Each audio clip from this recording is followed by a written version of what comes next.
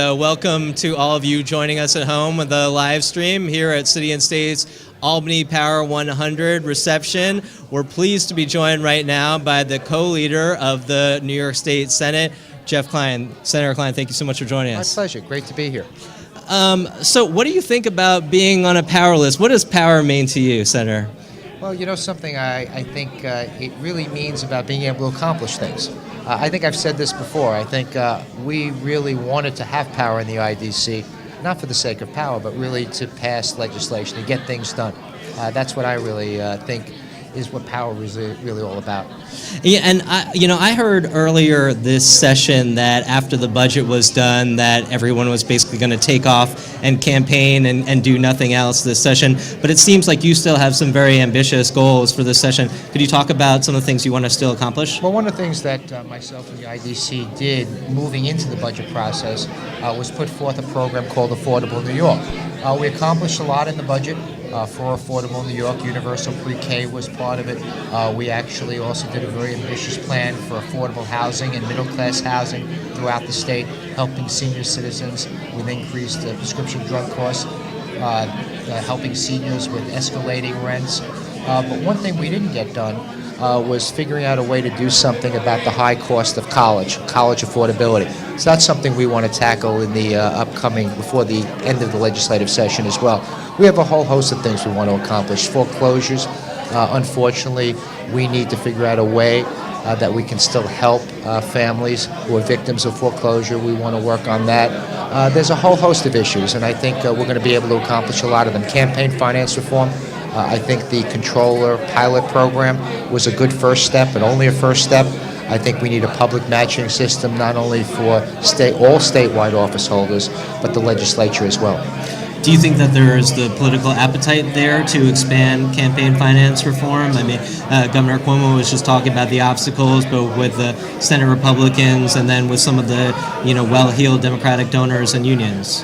Well, the problem is, we need to do this in a bipartisan fashion. We need Republican votes because if you put all the Democrats together, there isn't enough votes to pass campaign finance reform. So I think if there's a will, there's a way. And I'm still optimistic we can get something done.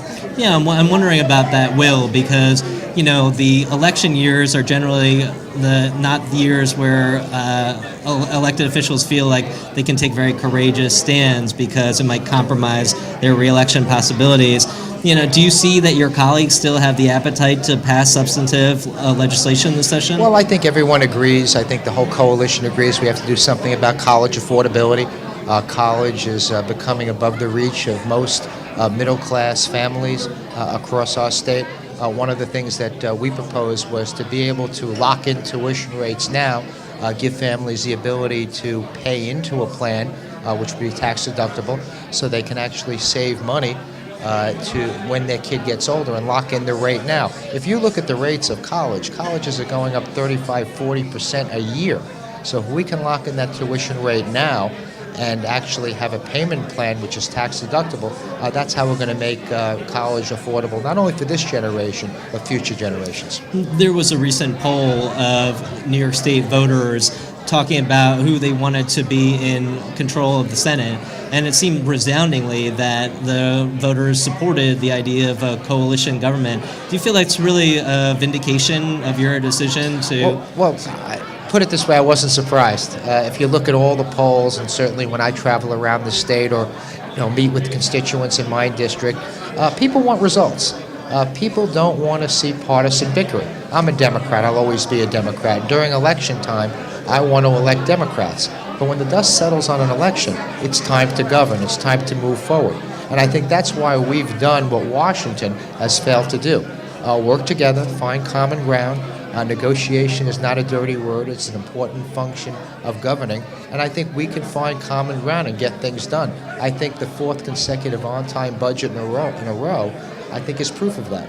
So I think the voters understand. I think they are partisan, and they should be. But at the same time, they want to see results. Do you think that there are virtues to having a government that isn't just, we could easily go the way of Massachusetts and be just completely blue, But it seems like there might be some upside of having a government that represents the views of both parties. Do you think that there is an inherent upside in that? I think it's more that New York State is a very diverse state. I think New York, upstate and downstate are very, very different. So if we can come together, Democrat and Republican as one, and find common ground on issues that help our constituents, help the residents of the state of New York, that's what we should be doing. And I think that's what coalition government does. Senator Klein, thank you so much for joining us. Pleasure. Thank you. Pleasure.